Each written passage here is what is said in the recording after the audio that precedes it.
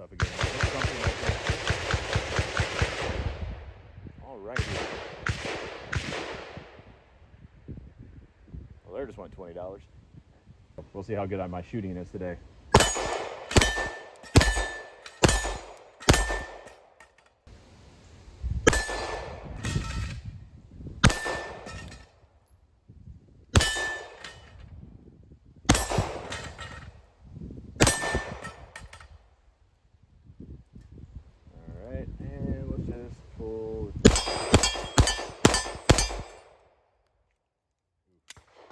Terrible group. I suck. I need to do that again. That's about what it looks like to me. It's just turned up bright enough where the camera can see it now. So the glass is really clear. I'm actually pretty impressed with this thing, especially at the price point. I love enclosed emitters. Whenever you shoot out, like right now, it's not raining, but it's cloudy. It's probably gonna rain, I think, at some point today. But if you've ever shot out in the rain and you have an open emitter sight, rain and this crud gets down in there, and the water doesn't bother a quality optic. The problem is you get a little bit of water on that little lens that protects the emitter, and then the little LED light, laser, whatever you want to call it, that's bouncing off that glass back into your eye is now, is it refracting through that little water, and it's acting kind of like a prism, and it's making all the dots appear in multiple places on your optic. So that's not ideal for a duty gun. For a range toy, doesn't matter. This is hovering in that area of duty optic. Like, that's where they're clearly trying to market this, because as a range gun, you don't need an enclosed emitter. It's nice to have it. You don't really need to spend the extra money on it. One of the other nice things is if you get it dirty, you can just take something and whoop, wipe off the back. Now everything's gone if there was dirt on it, versus with an open emitter, especially if you can still carry, you're gonna get lint and all kinds of stuff there you have to clean out every now and then. It's just super annoying. Having something that's easy to clean in of itself, in my opinion, makes it worth it. So the giant top up here that kind of sticks out like a stingray, it's not bad. It's not like annoyingly obnoxious. It looks a little weird from behind. I'll show you in a little bit. It looks a little bit strange, but aesthetics don't bother me too much. I kind of like how it looks in some ways. So let's shoot it a little bit.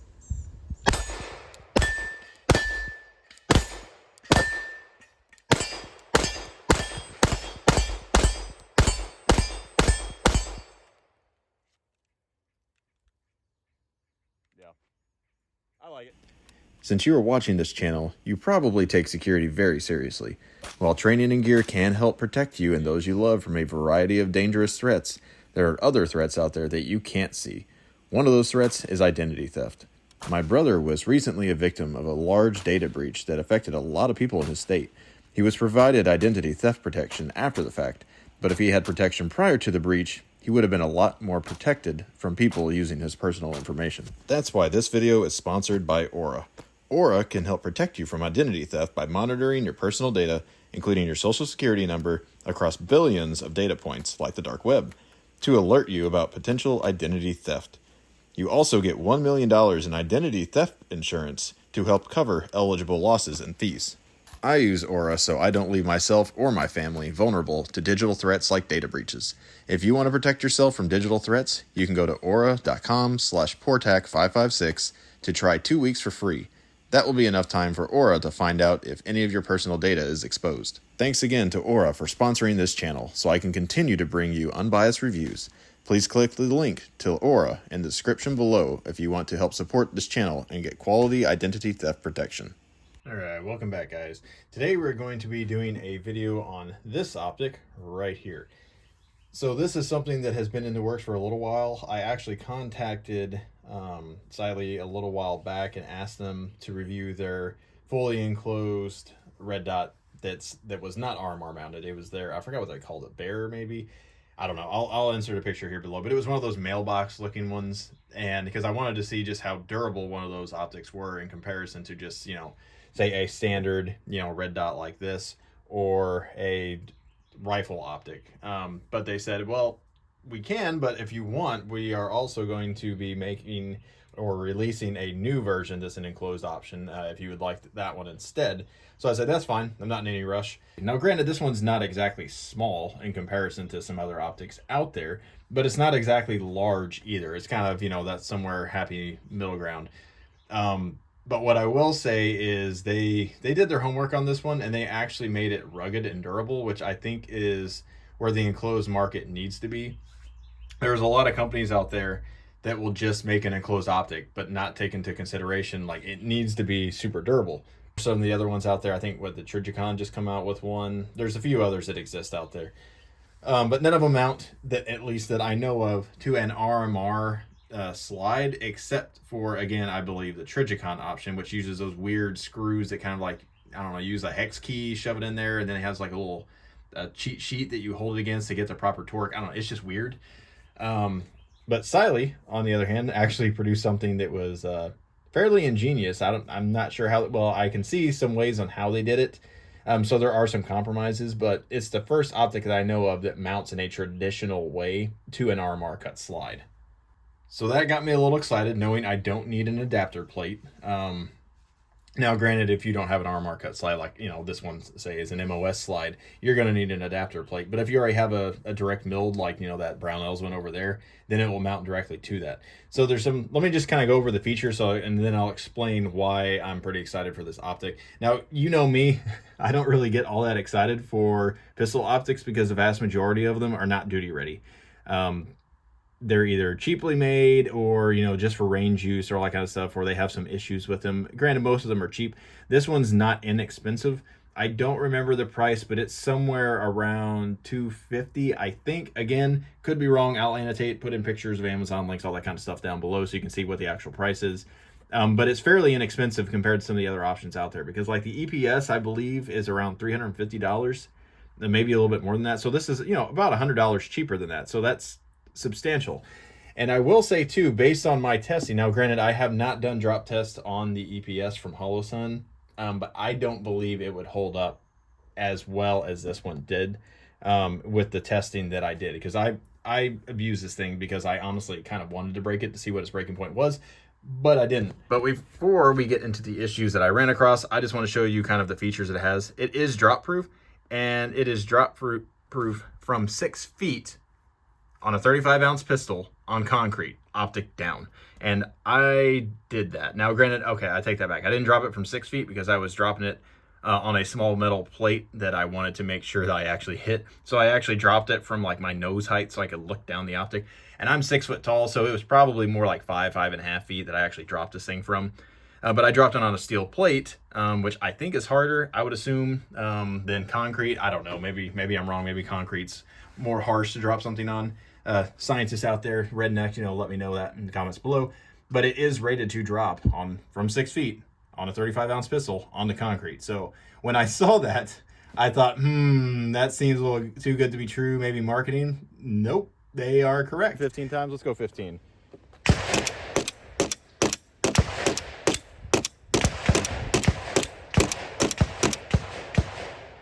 All right, and I dug up some plastic. Let's see if you can see this. Yep, dug off a little bit of plastic on that barrel, but the glass looks fine. Nothing, so you can see in there, hopefully looks cracked.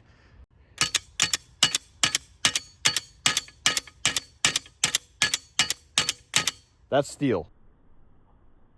All right, here is where it impacted. Did not crack the glass. So kudos to them. I'm gonna do it one more time just to verify it, but seems like it's gonna survive it. That one did not crack the glass either, as you can see.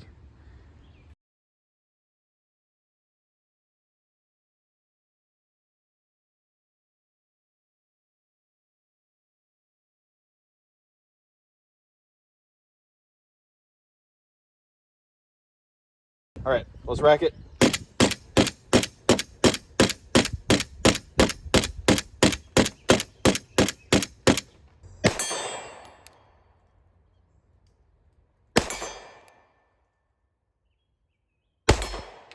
Let's do the same thing we did last time. You can see all the little dents for me.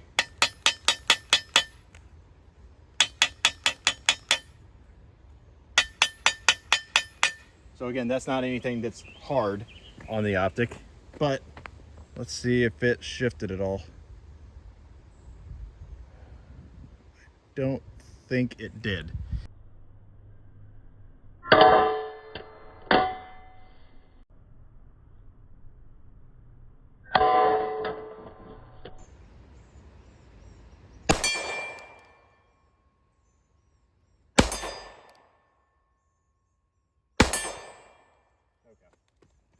It's on. I can fire some PPU at it too, I guess, just to verify as well. But all of those rounds, they weren't the best of trigger pulls, but they were just dancing around that bolt. The Cyelee Optic holds 0. I can see the target from here. All the rounds are basically, well, they're about this big, right on the bolt or just slightly above it. So the Optic held 0. So good job, Cyelee, on that. As long as your plate there's a solid fit. The Cyelee itself, even after the drops, did not lose 0. So as you just saw, I dropped this thing on a steel plate from about 5.5 feet directly on the Optic. Now the pistol was unloaded, so you know there's that. It was just the weight of all of what you see here, and the Optic did not break. If you look on here, you can actually see the dents on the top of here, and then there's a good dent that crushed in the corner right there, and then there's another one kind of right here, but there's little dents all over the place. The glass, sorry, bumped the camera, did not break. It's smudged. Let me clear that off for you. It is smudged, but that glass is perfectly clear, not a single crack. So they did design this Optic to work with standard RMR cut slides as well as the Zev style cut slides, because if you know anything about these Brownells or Zev style cut slides, there's a little bit of loosey-goosiness here. So that's not a huge deal, but it is, you know, it is something. And for example, on a standard RMR cut that looks kind of like this, which is what's that adapter plate is on that Glock right now. But whenever you put one of these on here, there's basically no wiggle. You might get a smidgen, but that's kind of made up for by the fact that there's also the 2 screws that hold it in. So essentially you get 4 posts on something like this that holds it in. And generally the tolerances between these posts and the holes on most optics are pretty snug. Again, here's another example over here. Like there's a little bit of wiggle on this one. I don't know if you can see it or not, but it's not nearly as much as this. So it could be just the tolerances on this Brownell slide. I mean, yeah, it could be, but I don't think it is. Pretty much all the optics have that same issue. Again, here is the Olight. No wiggle whatsoever. That one's actually tight on there. Kind of hard to get off. Almost like a suction. Again, versus that. Now, I think that's just because the sizing of these holes is not really designed to be used like this, because again, they're all RMR footprint. This was kind of like an afterthought by Zev whenever they wanted to try to simplify things, I guess. I don't know, maybe it's cheaper.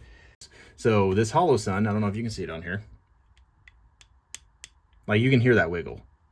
There's just a little bit, but it is significantly tighter than pretty much all of those other optics. Again, comparison. And that's just because the other companies make these holes too big. Hollow Sun did it right. Now that said, Cyelee also did it right. Theirs, whenever you mount it on here, is just barely any wiggle. It's a little bit more than this Hollow Sun, but not a lot. So if you do have a Brownells or Zev style cut slide, like this does mount it, and it would be fine for range use, but I would not recommend you use this optic in conjunction with a slide like this for duty use, because it will lose 0 simply because it's not as snug of a fit as it should be. So Cyelee, if you do want this to fit better on a Brownell slide, just make the screw holes right here and right here a little bit smaller, like Hollow Sun does, whatever dimensions they use, because that will get it to where it will fit a little bit more snug on the Brownell slide or the Zev style cut slide. Now, granted, again, it still fits better than most optics, but it's still lacking just a little bit in that department. All right, so other than the fact that this thing is actually drop proof, like they say, kudos to them, and it is waterproof and it's a fully enclosed emitter, which that's a big deal. I don't really consider a open emitter a duty optic anymore, now that I've used enough of these enclosed emitters. Because if you're used to shooting in the rain or in the snow, or if it's, you know, your dusty environment, or you just rolled around on the ground with somebody, like stuff is going to get either in the emitter or on the emitter glass or on the actual like lens glass itself on there, and then it's just gonna make your day worse. Like it's not going to happen 99.9% of the time, but when it does, like, your optic just goes down, and it's super annoying. So, and I don't want that on a duty gun that I could just easily wipe it off. Yes, you could get a Q-tip or your shirt and try to shove it down in there, but it's not nearly as easy on an open emitter as a closed emitter. So I love the fact that it's a closed emitter. I also love the fact that it's an RMR footprint. Like, they were genius about how they did this. One, there, as you can see, this sticks out over the slide. So you can see there's a gap there. So they cheated a little bit and just moved the lens and everything forward to give them enough space to put these screws also forward to where they're on there. So that was smart. They also, as you notice on here, had to turn the battery compartment sideways, kind of at an angle just a little bit to make everything fit. And I'm not sure, assuming it'll focus, I'm not sure why they have all these giant bumps and the shapes and everything on the top. I don't know if that's to absorb or like kind of crush in whenever you drop it on something, or if that's where they have some, I don't know, electronics shoved up in there. I don't know. It could just be for aesthetics, but it kind of looks cool, but it also looks a little dorky at the same time. So you be the judge of that. I don't really care about aesthetics. It's not like outrageously weird looking. So you be the judge of whether or not you like how it looks. It does have one thing I like about it. Again, it has a lockout mode. So you can hold down, I believe it's both buttons at the same time for a certain 3 seconds, whatever it is, it'll flash, and then at that point it will not let you make it brighter or dimmer. It is locked into that setting.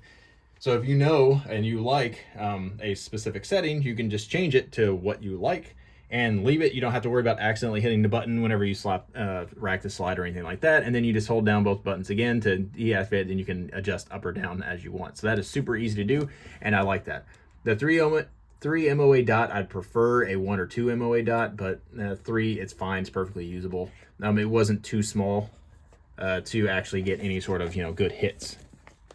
There's a window size in case that matters to you. There's the dimensions in case that matters for you, and they did market it as carry and duty, which is one of the reasons why I tested it as thoroughly as I did, because if they marketed it for duty, it better be good for duty. Now, this is the second Cyelee optic that I have reviewed that I actually really like and would use for serious. The other one was the, I think the Ghost or Bull, maybe. It was the one that was open, but it had like 2 rings on either side of it to protect it. I'll insert pictures, but that one is actually a really good optic too.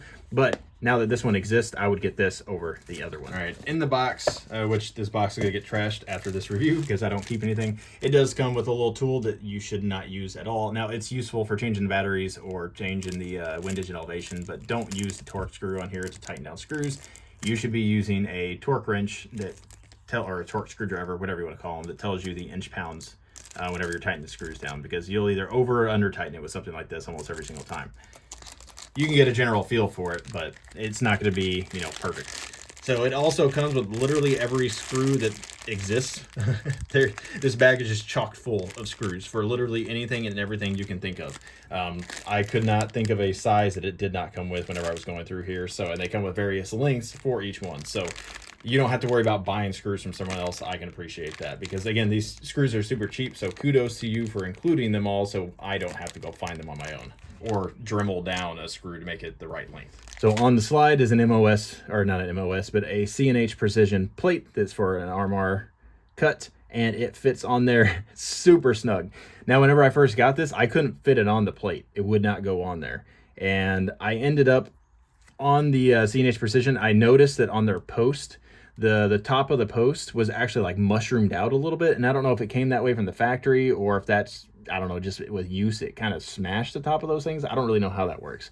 Maybe they did it to get tighter fits. I don't know. But the posts themselves would fit fine inside the holes for the post.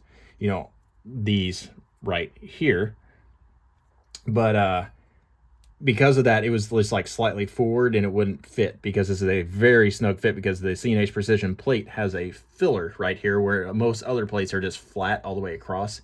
They actually put this in here so it's a nice, snug, nice looking finish. Again, not all plates do that, so if your plate doesn't do that, this isn't a concern for you. But on this one, I had to file down those posts just a little bit to make them actually round instead of mushroomed. Once I did that, it would go on, but it was super hard to push on there, so I actually went to the to that same steel plate that I put it on with, because originally I wasn't even going to put it on this plate. I was just going to leave it on the Zev style cut, and I had this O-light mounted on here. So I had to take off the O-light, mount this on here, and I did not want to go back to the house to either do some more dremeling or filing or sanding or whatever. So I just said, you know what, screw it. This thing can handle a drop. It can handle be pounded on. So in order to get it on this slide, I just took it and went on the steel plate.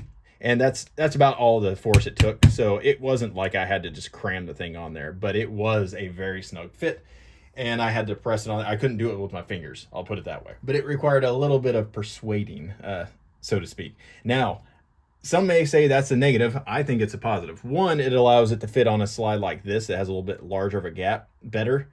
So there's, a little bit less movement. But two, whenever it's snug on there, it's not going anywhere. Now, again, this could just be an issue with tolerance stacking with the C&H precision plate. Maybe it's, the Optic. I don't know. I don't really care. It fits on there snug. And honestly, if I wasn't returning this slide back to Glock to get work done, I would be leaving this thing on here permanently. And whenever it comes back, I plan on keeping this one on there because I like it so much. So again, kudos to Cyelee whenever they did that, because one, it allowed it to be super reliable from an accuracy standpoint, because it did not lose zero, because there was absolutely zero wiggle on this adapter plate, like zero, none, because it was press fit on there. So kudos to Cyelee for making an Optic that does not require the screws to do all the work. All right, and last but not least, let's go throw it in a cup of water for a few hours out here, because some people may dunk it underwater, initially before they drop the thing, but I want to see if it'll hold water or keep water out after I dropped it a bunch. All right, nothing but the highest quality footage here. So here again is the Optic. This is after it's been dropped a bunch. I took it off the slide. We'll drop it in there, give it a little swish. I don't think that matters, but it's down in there. All right, so I just took it out of that cup of water. It has been sitting in there since 1 o'clock, so about 3.5 hours. Just been sitting in that cup of water. I wiped off all the excess, but you can still see there's a little bit of water inside, like right here. So I'm not lying to you, it was submerged. Granted, it was just a solo cup full of water, but there is no moisture or water in there from what I can see. If you see anything, let me know. There's no moisture in there. So even after being dropped, 3 or 4 times and hit on the steel, just banged around a little bit, the seals did not break at all. All right, so again, I am kind of surprised here, but this is the first Optic.